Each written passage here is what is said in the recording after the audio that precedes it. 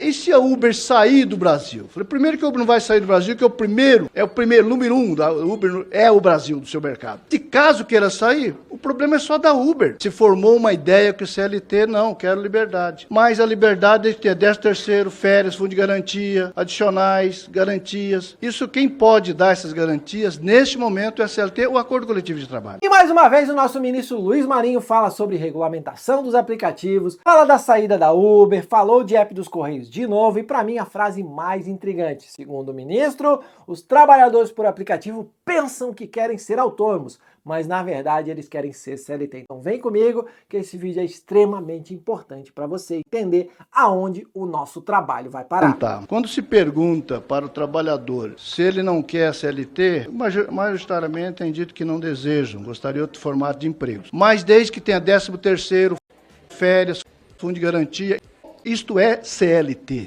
Tá bom. Então é importante ter clareza disso. O que os trabalhadores estão desejando? Eles estão desejando o que é a CLT.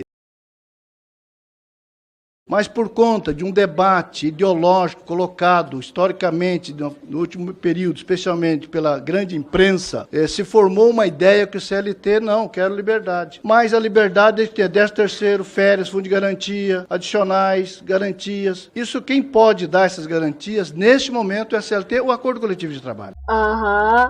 Sim. O que nós propusemos, eu falei várias vezes, a imprensa essa testemunha, que diz que nós estaríamos buscando sim um processo para regulamentar, para a proteção do trabalho, porque não é justo que nós temos muitos trabalhadores, trabalhadoras, jovens particulares, sujeito ao trabalho de aplicativo nas grandes cidades, trânsitos estressantes, tendo que trabalhar 14, 16, 17 horas por dia para sobrar alguma coisa para sustentar a sua família. Isso é trabalho quase que análogo à escravidão. É superexploração. Pausa rápida para um comentário. Nesse ponto, eu sou obrigado a concordar com o Luiz Marinho quando ele fala que existe exploração de mão de obra por parte das empresas. Desde 2015, 2016, a gente não tem nenhum tipo de reajuste. A tarifa não sobe, pelo contrário, ela só desce. Em contrapartida, o carro dobrou de preço, o combustível dobrou de preço, tudo na nossa vida ficou mais caro. Quando eu ganho menos, o que eu tenho que fazer para compensar?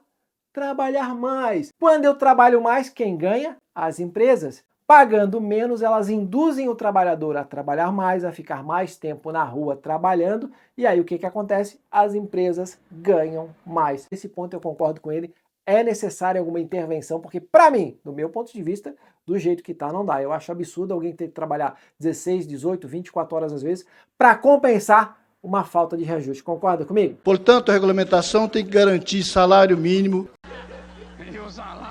jornada, para controlar o excesso de jornada, para não ter excesso de jornada, para ter condições de garantir a previdência, proteção social, porque as pessoas se machucam, se acidentam ou se adoecem e não tem nenhuma proteção hoje, portanto, trazer proteção para esse conjunto de trabalhadores e trabalhadoras, é disso que se trata. E diz que poderíamos ter, inclusive, um processo que pode ter um mix de alternativas. A empresa e o trabalhador que desejar a CLT pode ter.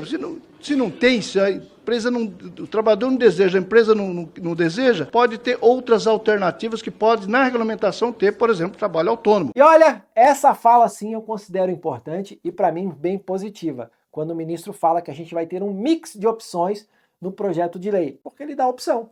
Se a gente tiver gente que quiser CLT, que procure a opção da CLT, e se a gente tiver pessoas que querem autônomo, que procurem o lado autônomo. Essa frase, para mim, de tudo que ele falou, é a mais importante e a mais positiva. Mas desde que tenha garantia de previdenciária, desde que tenha garantia para não ter essa jornada, para evitar doença, evitar acidente, até para não colocar em risco também quem está contratando o serviço. Então é esse conjunto de questão que está colocada. Portanto, aqui não tem nenhum absurdo. Que nós estamos falando de um ambiente de trabalho seguro, um ambiente de trabalho que seja amigável, que seja acolhedor, que seja decente para o trabalhador. O que nós precisamos discutir, muitas vezes refletir, as novas tecnologias devem estar a serviço de quem? A serviço de poucos para expropriar, para explorar, para se enriquecer cada vez mais enquanto o trabalhador trabalha na miséria. Não é? Então esse é o debate que nós devemos fazer e creio que o parlamento vai fazer esse debate porque ele vai chegar aqui.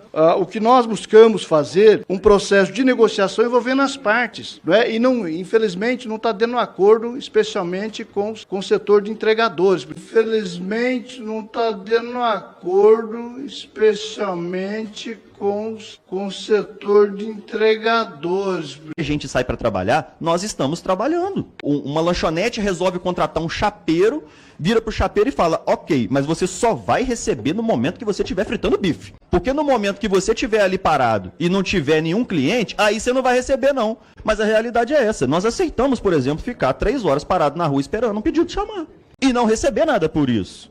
Só que isso está errado. Isso inverte o risco do trabalho. A atividade econômica não sou eu quem controlo. Não são vocês quem podem fazer promoção? Não são vocês que podem atrair cliente, fazer anúncio na rádio, fazer alguma coisa. São vocês que controlam a atividade econômica. Não tem como eu determinar em que momento que o pedido vai chegar na minha mão.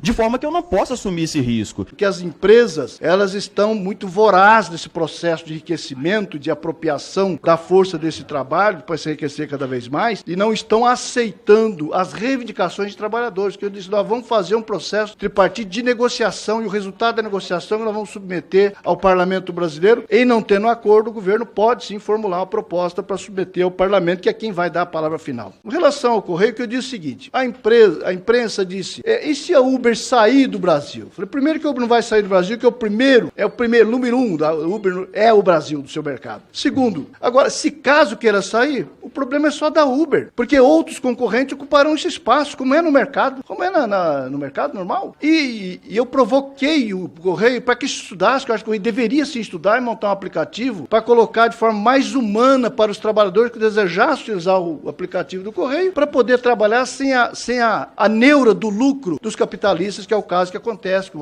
o Uber, com o iFood, Companhia Limitada, tá certo? Quero dizer, senhor ministro, que essa proposta de Vossa Excelência de ter um aplicativo estatal mais humano, essa proposta foi colocada, inclusive, na candidatura do PT à Prefeitura de São Paulo em 2020 e foi implementada essa proposta do PT pelo atual prefeito. Chama-se Mobizap. Fracassou miseravelmente, ninguém nunca nem ouviu falar desse aplicativo, muito menos um desenvolvido pelos Correios, né, que tem tanta má fama de entregas no nosso país como possui hoje. Outro ponto que eu queria até que Vossa Excelência esclarecesse, né? Você disse que o trabalhador responde que não quer CLT, mas que na verdade ele quer CLT, que ele quer todos os benefícios da CLT. Então, eu quero questionar Vossa Excelência. Vossa Excelência está dizendo que os trabalhadores, ao responder essa pesquisa do Datafolha, eles foram ignorantes, eles não sabiam o que eles estavam falando, eles na realidade não sabiam que eles querem a CLT e responderam que não queriam a CLT por desinformação da grande imprensa? Foi isso que Vossa Excelência quis dizer ou entendi mal? Por fim, conta pra mim, você quer CLT, como o ministro falou? Você quer férias, 13º, FGTS? Você já parou alguma vez para ponderar os pontos positivos e negativos de cada lado? O que tem de bom e ruim em ser autônomo? O que tem de bom e ruim em ser CLT? Se a única opção hoje de garantir um piso para motorista fosse por meio da CLT, você toparia uma CLT? Ou você preferiria continuar autônomo e deixar tudo do jeito que está, autônomo do jeito que tá, hein? É uma reflexão bem interessante, acho que é legal a gente fazer essa reflexão e depois até comenta aqui, eu quero saber a sua opinião, pois pro ministro, os trabalhadores por aplicativo, eles querem CLT.